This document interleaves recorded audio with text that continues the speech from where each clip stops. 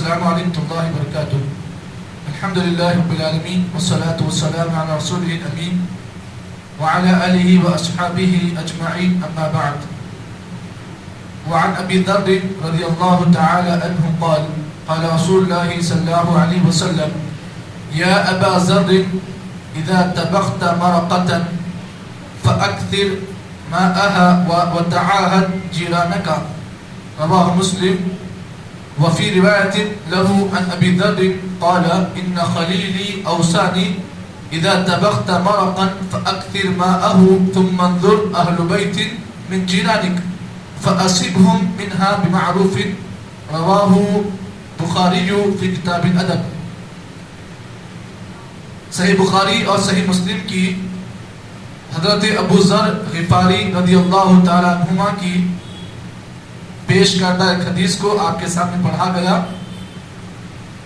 فرماتے ہیں اللہ کے نبی صلی اللہ علیہ وسلم نے ارشاد فرمایا یا ابا ذر اے ابو ذر اذا طبخت مرقا جب تم شوربہ بناؤ فاکثر ماءها تو تم اس میں پانی کو زیادہ ڈالو وتعاهد جيرانك اور اپنے پڑوسیوں کا خاص خیال کرو.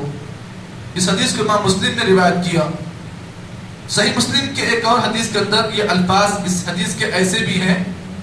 حضرت ابو ذر غفاری نے کہا ان خلیلی اوصانی بے شک میرے دوست میرے خلیل اللہ کے نبی نے مجھ سے وصیت کی. کیا وصیت کی؟ اذا طبخت مرقا اے ابو ذر جب بھی تم شوربہ بناؤ فاکثر ماءه تو اس میں پانی کو زیادہ ڈالو.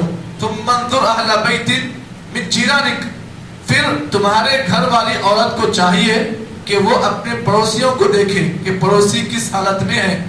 فَأَصِبْهُمْ مِنْهَا بِمَعْرُوفٍ تو تم میں ہر آدمی اپنے پڑوسیوں کے ساتھ اچھا سلوک کرے. یہ دونوں روایتیں آج آپ کے سامنے پڑھی گئی. اب آئیے ان دونوں روایتوں میں میرے اور آپ کے لیے اللہ کے نبی صلی اللہ علیہ وسلم نے کیا کیا اہم باتیں بیان کی ہیں اس کو ہم آپ کے سامنے پیش کر دیں. پہلی بات یہ بات آپ یاد رکھیں ایک مسلمان کے اچھے مسلمان ہونے کی یہ اچھے اسلام والا ہونے کی علامت یہ ہے کہ آدمی اپنے پڑوسیوں کے ساتھ اچھا سلوک کرے.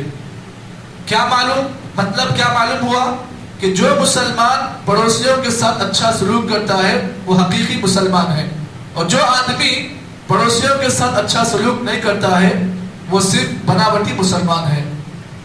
اللہ کے نبی صلی اللہ علیہ وسلم نے صحیح بخاری کی ایک اور روایت میں آپ نے فرمایا واللہ لا یؤمن واللہ لا یؤمن واللہ لا یؤمن وہ شخص قسم اللہ کی مومن نہیں ہے جو اپنے پڑوسیوں کے ساتھ اچھا سلوک نہ کرے. الحمدللہ.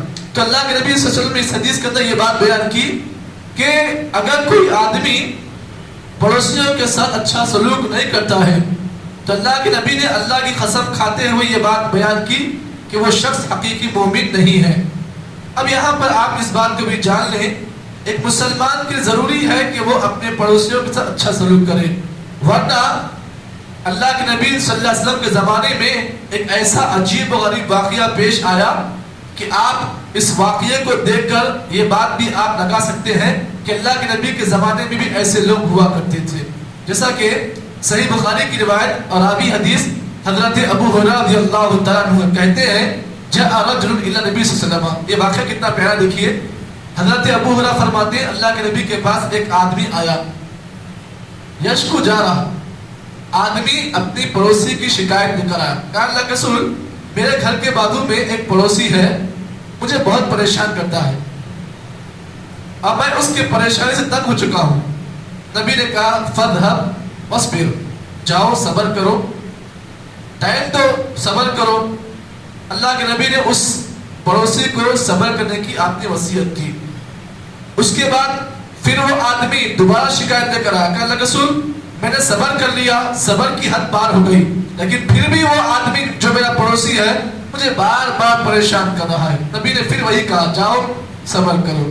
پھر تیسری مرتبہ وہ آدمی وہی شکایت لے کر. کہا اللہ کے رسول آپ نے کہا پہلی بار صبر کرو صبر کر لیا دوسری بار صبر کرو صبر کر لیا تیسری بار صبر کرو کر لیا.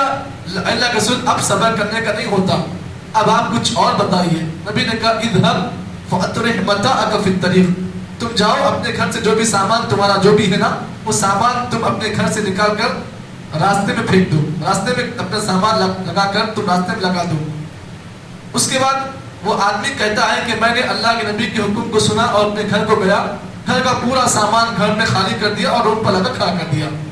روڈ پر جانے والے لوگ مجھے پوچھتے ہیں بار بار، ارے کیا ہوا، اپنے سامان کو تم نے روڈ پر کیوں کر دیا؟ تو اس آدمی نے کہا دیکھو میرا جو پڑوسی ہے نا بادو والا مجھے بہت پریشان کر رہا ہے، اب ہر راستے میں جانے آنے والا اس پڑوسی کو لان تان کر رہا ہے، برا بھلا کہہ رہا ہے، بعد لوگ گالیاں بھی دے رہے ہیں، یہاں تک کہ جو پڑوسی جو تکلیف دینے والا تھا اس نے سنا کہ لوگ اس کو گالیاں دے رہے ہیں، ستا رہے ہیں، تکلیف دے رہے ہیں، اور اس کو یہ بات معلوم ہوئی کہ اللہ کے نبی صلی اللہ علیہ وسلم نے میرے بارے میں ایسا ایسا کہا ہے۔ جب اس کو یہ بات معلوم ہوئی تو وہ ندامت کے ساتھ شرماتے ہوئے پریشان ہو کر اس پڑوسی کے پاس آیا، کہا قسم اللہ تعالیٰ کی تم جو کرنا ہے کر لو، آئندہ میں تمہارے ساتھ ایسا سلوک نہیں کروں۔ کبھی کبھار آدمی کو ایسا بھی واقعہ کر کر آدمی کو آزمانا چاہیے۔ بسا اوقات کیا ہوتا ہے ہمارا پڑوسی کبھی کبھار ہمیں تکلیف دیتا ہے، ہمارے گھر کے سامنے مسائل لا کر پیش کرتا ہے، ہم ایک بار سمجھاتے ہیں، دو بار سمجھاتے ہیں، تیسرے بار سمجھاتے ہیں، لیکن ہم بعد میں کیا کرتے ہیں زبان سے اپنی کیا ہے عادت کو پیش کرتے ہیں، گالیاں دیتے ہیں۔ لیکن اللہ کے نبی صلی اللہ علیہ وسلم نے دیکھیے یہاں پر کیا علاج بیان کیا، علاج اتنا پیارا آپ نے بیان کیا کہ سامنے والا شرمندہ ہو گیا اللہ کے نبی کے علاج کو دیکھ کر۔ آپ نے کیا کیا، جاؤ تمہارے گھر کا سامان جو ہے لا کر روڈ پر پھینک دو، آنے والا جانے والا آدمی جو ہے اس کو دیکھ رہا ہے، اس کے بارے میں برا بھلا کہہ رہا ہے۔ جب وہ آدمی جب دیکھ رہا ہے کہ لوگ مجھے برا بھلا کہہ رہے ہیں، شرمندہ ہو گیا وہ، اور اس آدمی کے پاس آ کر کہا بھائی معافی مانگتا ہوں، آئندہ تمہیں میں کچھ بھی نہیں کہوں گا۔ تو یہ اللہ کے نبی صلی اللہ علیہ وسلم نے ایسا بھی علاج بتایا ہے، تو ہمیں اور آپ کو چاہیے اس علاج کو بھی ہم اختیار کریں۔ اب یہاں پر آپ کو ایک بہت بڑا اہم نقطہ بیان کروں۔ دیکھیے اللہ کے نبی صلی اللہ علیہ وسلم کی حدیثوں کو ہم دیکھتے ہیں کہ آپ نے کہا کہ اگر کوئی آدمی دودھ میں پانی ملا کر بیچتا ہے تو اس کا کاروبار کیسا ہے، حلال ہے یا حرام ہے؟ آپ بولے کہ حرام ہے جی، لیکن مسئلہ جہاں پر پڑوسی کے ساتھ اچھا سلوک کر رہا ہے وہاں پر آپ نے کیا کہا، شوربے میں پانی ڈالو۔ ایک طرف ہے ایک ایسا کوئی کرتا ہے آدمی تو اسے حرام کاروبار کہا گیا ہے، لیکن ایک طرف کوئی آدمی اگر پڑوسیوں کے ساتھ حسن سلوک کرتے ہوئے اگر شوربے میں پانی ملاتا ہے تو اللہ کے نبی نے اسے اچھا کام کہا ہے۔ تو معلوم یہ ہوا کہ اگر کوئی آدمی اپنے گھر میں شوربہ بنا رہا ہے اور اتنا کم بنایا ہوا ہے کہ پڑوسیوں کو نہیں پہنچا سکتا ہے تو اس آدمی کو چاہے کم از کم اپنے شوربے میں پانی ملا دے تاکہ بازو والے پڑوسی بھی جو ہے اس کی غذا کو اپنے لیے کھا کر اپنے لیے سیراب ہو جائے۔ تو یہ اللہ کے نبی کی تعلیم ہے۔